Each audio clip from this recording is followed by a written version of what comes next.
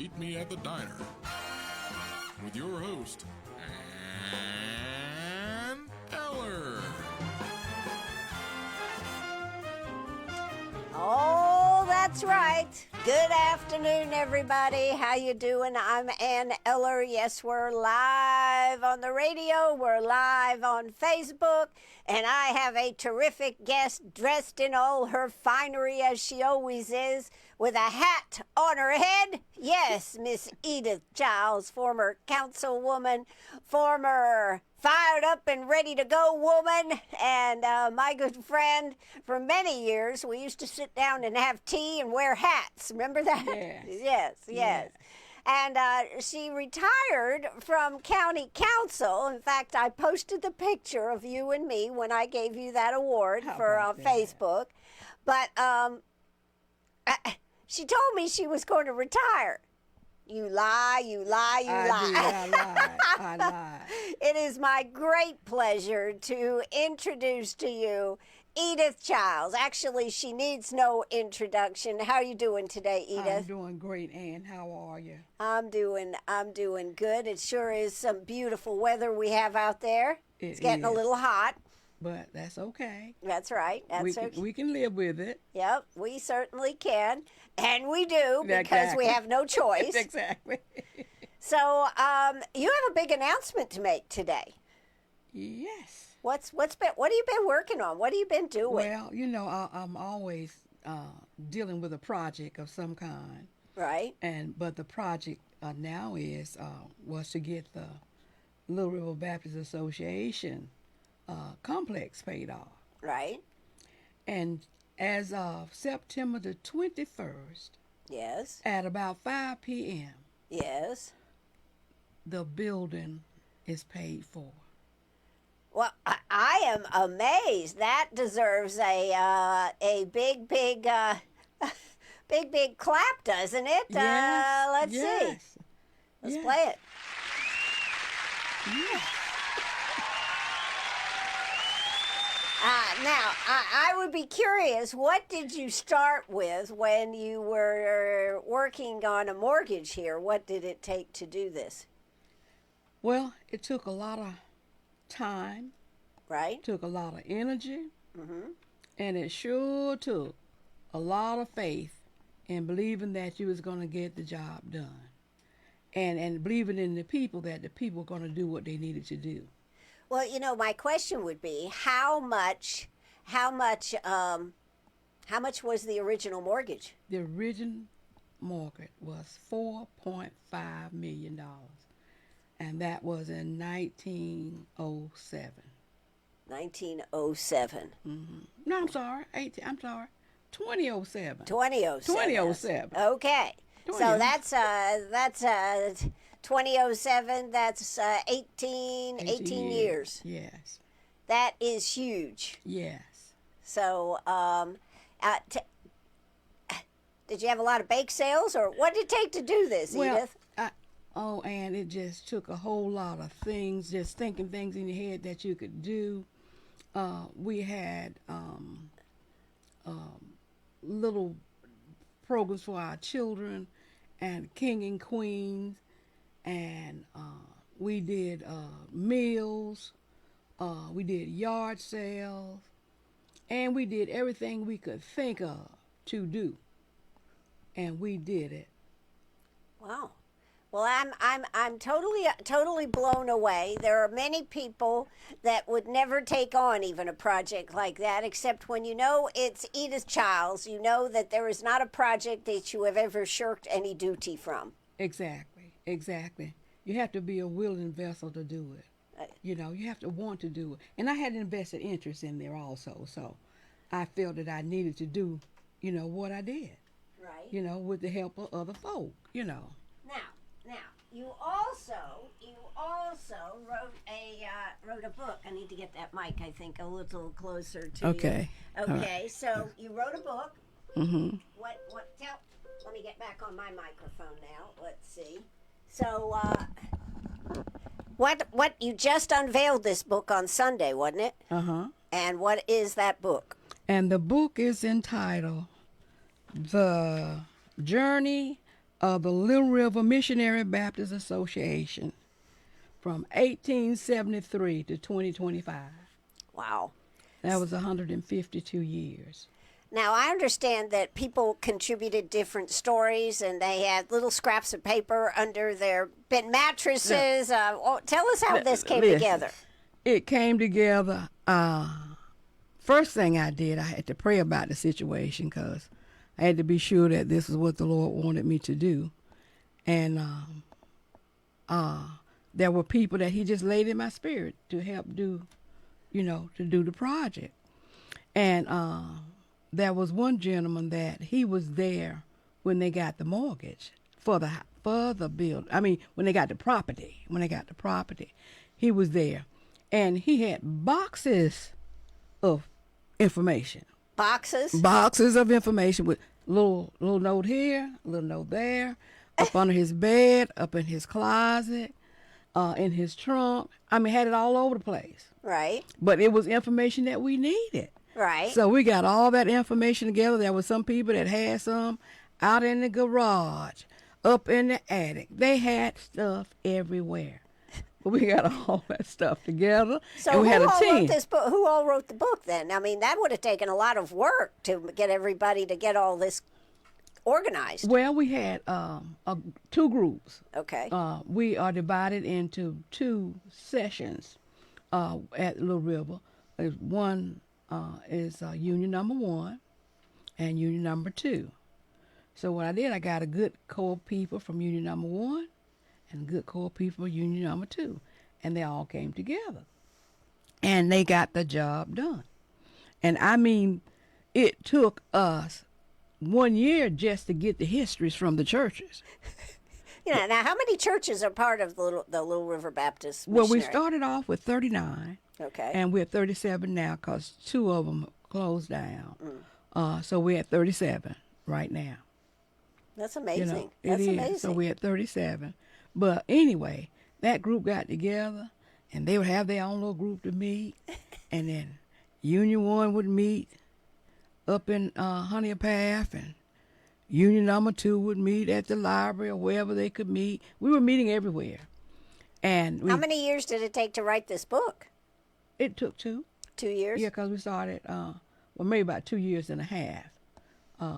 Because in 2023 was when I presented the project to the organization, and they accepted it, which I didn't think they would, but they did, Oh, come on now. If Edith Childs says we're going to write a book, you have somebody that's going to say, no, we're not going to write a book? Come on now, Edith. And you never know how people are going to react. Right, right. They one thing today and something else tomorrow. But when they said yes, it was all right with me. That's right. Because I already knew, we're going to get this done.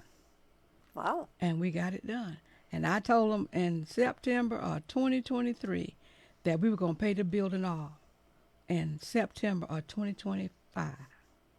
Did you have a vision, or is it something just come across your heart? Or how did you know that it was going to be 2025? Because it's 152 years. It's not 150. It's not 155. It's 152. All right. Yeah. Well, the Lord talks to people, too, if you listen to him.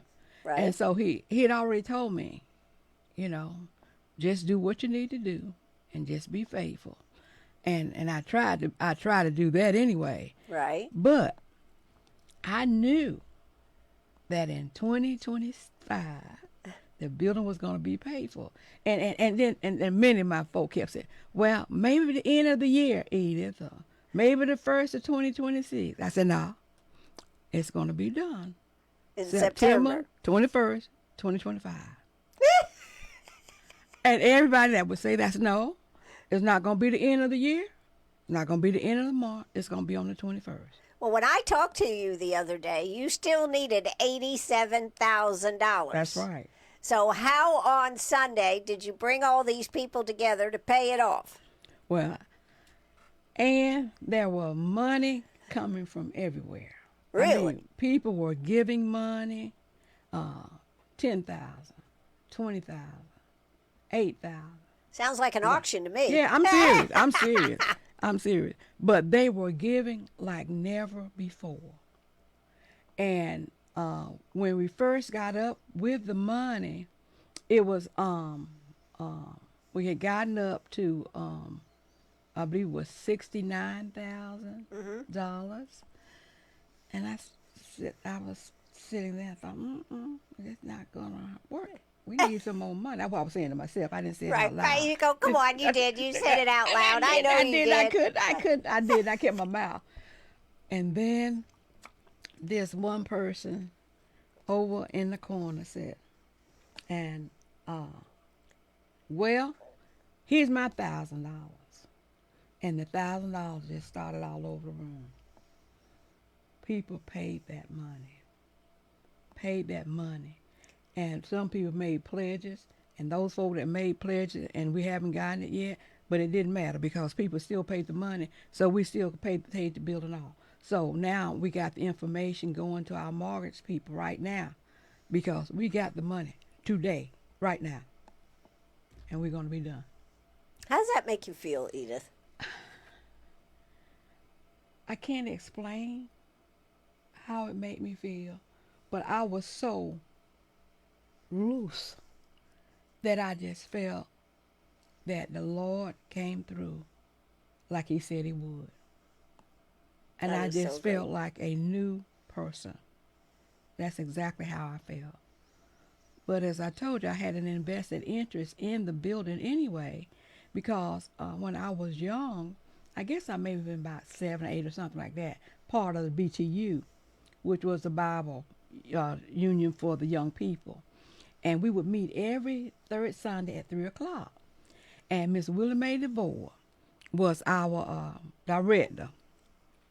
And she would tell us, now look, you all need to bring some change with you. Whatever you can bring, pennies, nickels, quarter, whatever you can bring, whatever your parents can give you, bring it. And she had this little brown bag, little greasy bag. Little greasy bag. And we put our little pennies in there. And what she said, we're going to have a Baptist center one day. Where did you meet at that point? Where were you meeting? We would meet at the church. At the church. We were at the church at that time.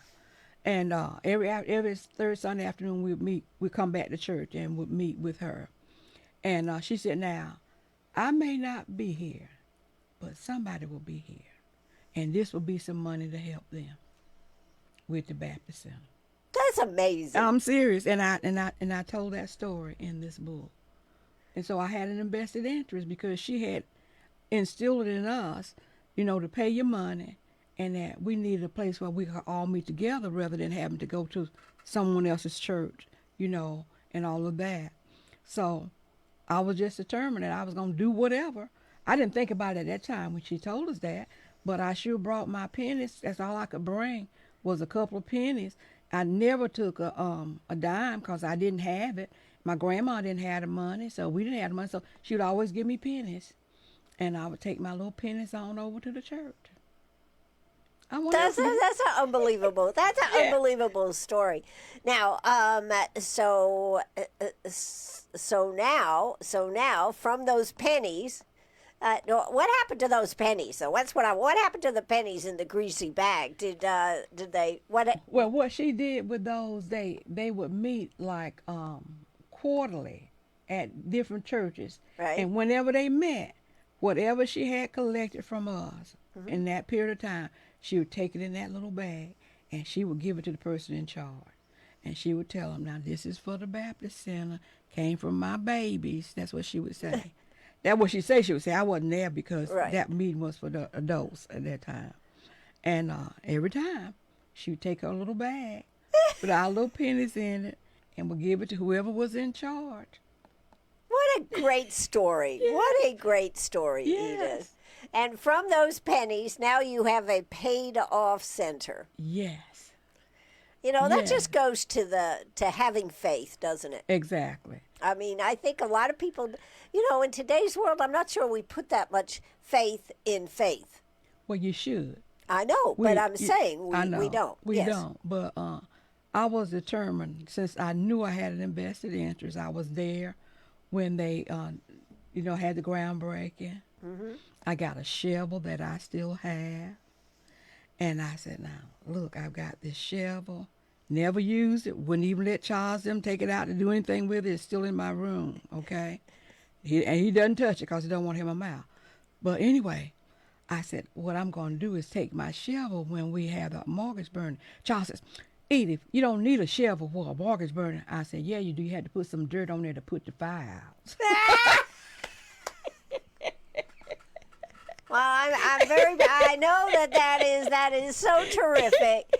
This book, what are you doing with the book? This is a history of the Yes. Baptist Association? Yes, and it tells you the story from how they started Back in 1873. Right. They started back there getting information together, and that they didn't talk about the Baptist Center then.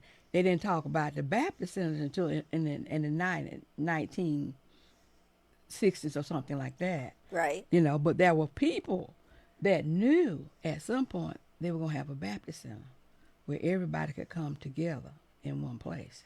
You know, I think one of the things that would be very interesting is the how our churches were perceived back in the 1870s versus how our churches are perceived today. There's been such a change, Yes. such a change. Yes. And how those that carry on traditions like the Baptist Association here, pulling together that many churches to pay off a building is pretty much a monumental task, I would say. Yes, yes. Because some people fall off on the edges over here, on the edges over there, but you have to keep going. Well, and I think one of the other things that we've seen in churches is that churches have gotten very centric unto themselves. Mm-hmm. I mean, this is my church over here, that's your church over Exactly. there. We don't see that association and the possibilities of working together. Well, it's very important because if you work together as a team, you can do monumental things. Absolutely. You know, and you got to work together. It doesn't matter whether you're black, white, yellow, green, or polka dot. Work together, and it makes a difference. It And I know does. people have ownership of where they are, but this Baptist Center will be open to anyone in this community or anyone anywhere that want to use it. So what is it set up to be now futuristically? Well, I'm glad you asked, Ann, because in my brain, you know my brain. The be Edith just- brain. My brain would just be rolling around. I began to think that of how our seniors are living longer, and most of those folk end up being by themselves. Right. And I thought of a senior center that people could live on their own in their own little place. And then I said, okay, we get the senior citizen place built. So Then- now you're building another center, a senior living center? Yes, yes. And then when we get finished with that, then I thought, okay, they need somewhere to put their money. So I thought about A mattress? No. No, we're not going to let them do that. I thought of us having a A bank? no A credit union? a credit union, right there on the spot for them to put their money there.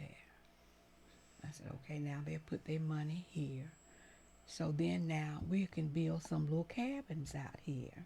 Because So you're looking at building like tiny houses type Yes, thing? Is that what you're kind thinking of about? thing. That kind of thing. And this will not be everyday living. It will be people that want to come in the weekend and fish at our pond. We So have our okay, so pond. that's separate. So you're Yeah, gonna yeah. you're gonna. Right. So paying off the Baptist Center up there, the Little River, was just the beginning. Is that what you're telling me? That's what I'm telling you, just the beginning. And I said to our folk on Sunday, now as long as you're paying on something, you don't own it. And you can't do anything with it until it's yours. Right. So now we need to get this building paid for.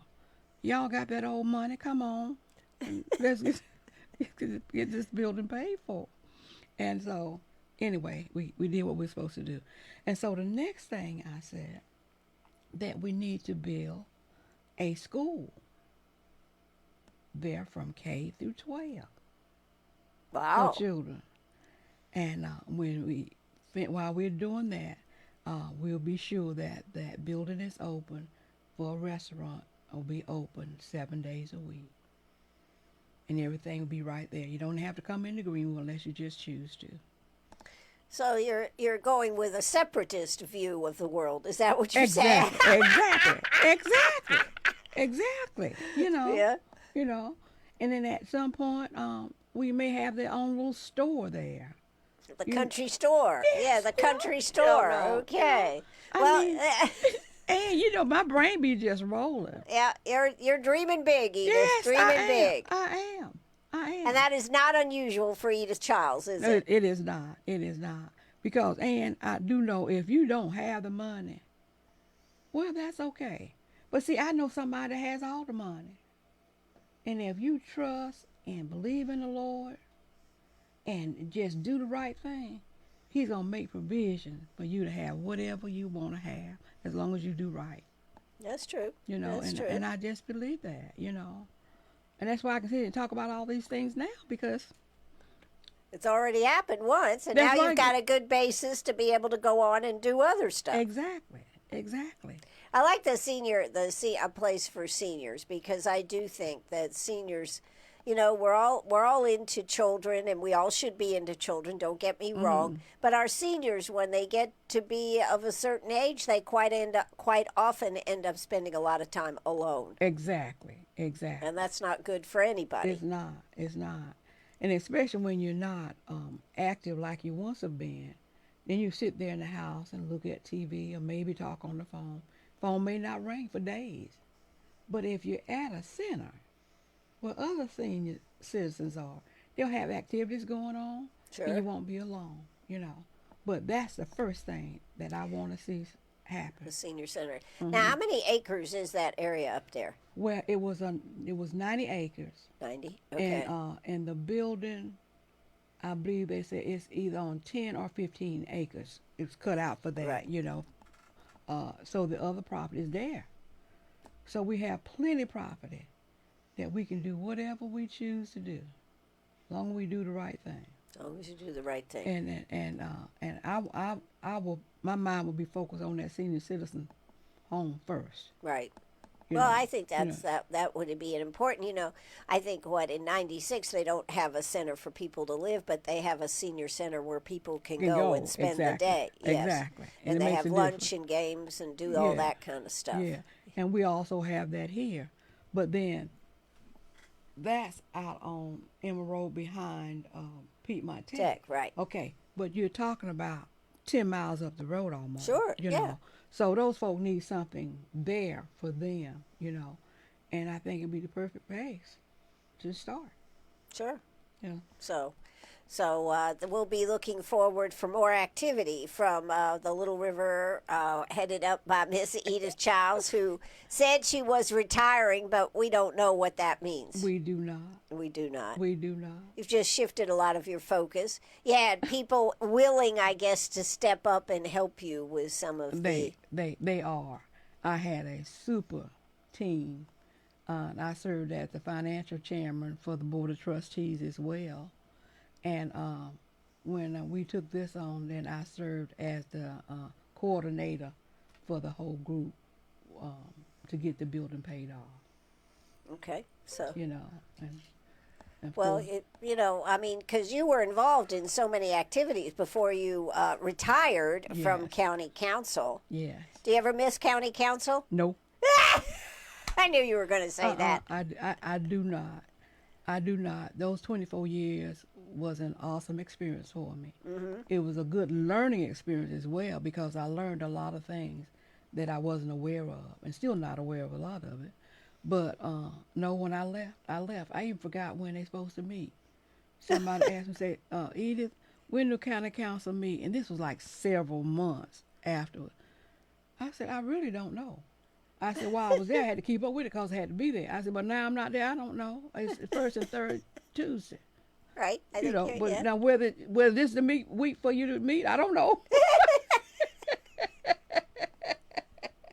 Well, they certainly have done a lot of things at County Council, haven't they? With all these parks and all these Yes. activities that are coming down the pike with Yes. things. It certainly is changing Greenwood, isn't it? It is, and and I kind of like the idea of them making sure that people have a place to live, but then everybody can't live where they building these places at either because it's so high. People still can't pay the rent. Well, what's reasonable? That's, affordable. That's the word. Yeah. Affordable housing. Well, Exactly. my definition of affordable and your definition of affordable and somebody else's might be totally different. Exactly, Yeah. exactly. But you have to consider that because everybody not paid the same Right, yeah. rate. Everybody don't have the money, and when people need a place to live, they need to be able to afford to live where they can afford. Right. And, But anyway, Well, Anyway. one thing I want to say as we close out here, we're coming up on the anniversary of Hurricane Helene. yes. And I am so glad that everything is okay in your quadrant. But, what would you like people, just real quick as we finish up here, because I know your chariot arrived. What would you have to say about the experience of Hurricane Helene and what it means to, here we are on the first anniversary of this? Well, I had the opportunity to be awake to watch it. And it was unlike anything I'd ever seen in my whole life. It was actually scary. Mm-hmm. It was just scary. It was frightening. And when people say that they hear the train, Right, I actually heard the train, and it was scary. right. It was scary. But on the flip side of that, what we can do is still help people because there's still some people that are not where they need to be Right. after Helene. That's true. I said Helena. That's what it cost. Because it was a Helena about a storm. Exactly. Exactly. Right, exactly. right. But we can just reach out and help those folks. They may need money through the Red Cross or wherever. Just help other people. Right. We're doing okay, but everybody's not. That's true. You That's know, true. I so- just wanted to mention that. We've been talking today with Miss Edith Childs, a force of nature, right here. And Edith, I think it is so great that you corralled everybody together and got that building, the Little River Missionary Church Baptist Association building up there, paid for. That is Yes, a ma'am. tremendous feat. Yeah. On Thursday, I think of last week, they owed $87,000, and on Sunday, you did it. Yes. That is a tremendous feat, and we'll be looking forward to hearing about the next steps of what will be happening up there. A senior center, living arrangements. I mean, looks like there's a lot of possibilities. Exactly. Now, if somebody wants to get that book, The History, the Journey of the Little River Missionary Baptist Association from 1873 to 2025, how would they go about getting that? Well, it's a strong possibility that they may not get it. Oh. And I tell you why. Because we ordered our books in advance. Right? Okay. And we do have a few books that we're going to sell, so that means if you want a book, then you need to come tonight to get it. And then if not, then you need to go to Quick Copies and order your book. Oh, okay. So Okay, they let's could go to Quick Copies. And go to order your Quick book. Copies. Uh-huh. Okay. Well, a great job getting this done. I knew when she said she was going to retire and travel, she was lying. Yeah. Yes, she was. She was. Edith, thanks so much for joining us today, right here on WCRS. And thank you for having me, and thank you for all you do because you've helped me a lot as well. And I'm just so grateful for that. And you and Ella, just who you are. And I appreciate you so much. Well, thank you so much, Edith. Really means a lot, day in and day out. You sit behind a mic, and I'm known as the voice of Greenwood, Yes. but there's a lot to do in this community. Yes. A Yes. lot. A lot. Well, I hope you won't be a stranger. I hope you'll come back and see us again. I will. I promise I will. but I'm still gonna be doing what I do. What you do. You know. That's right. And that's trying to help folk. You know. So if That's you'd all like I'm to gonna get do. involved in some of this with the Little River Missionary Baptist Association, and the payoff of this organization is since 2007 to this year is totally amazing. And I think you all need to pat yourselves on the back. And whoever's a little poorer, I'm sorry. Exactly. Hey, it's paid for. It's paid for. That's right. It's paid for, and that's a good thing. Absolutely. Yeah. Anything else you'd like to say, Edith? No, I just want people to just be themselves and just be real. Be real. Just be who you are. That's right. And just be good to people. First of all, be good to yourself, because if you're good to yourself, you're going to be good to somebody else. Right. Then you can be good to other folks. So, Right. Right. And just remember that we have a power higher than us, and that's God himself. And he can do all things but fail. That's true. And we sure need him right now. Yeah, we do. Yes, we do. This world is a mess. Yeah. This world is a mess. Well, that's going to do it for me today. Miss Edith has to get to her meeting, but she did squeeze in a visit right here on Yes. WCRS. So thank you so much, Edith. For those of you that are watching, thank you for watching. This is WCRS right here in Greenwood. I've been here with the one and only Edith Childs. Her story is amazing, and I am privileged to have known her for many, many years right here in Greenwood. So, without further ado, let me say the show is over for today. That's it for the show. Take it away. Have a good one, everybody. I'll be back in the morning. Thank you, Ann. Thank you so much.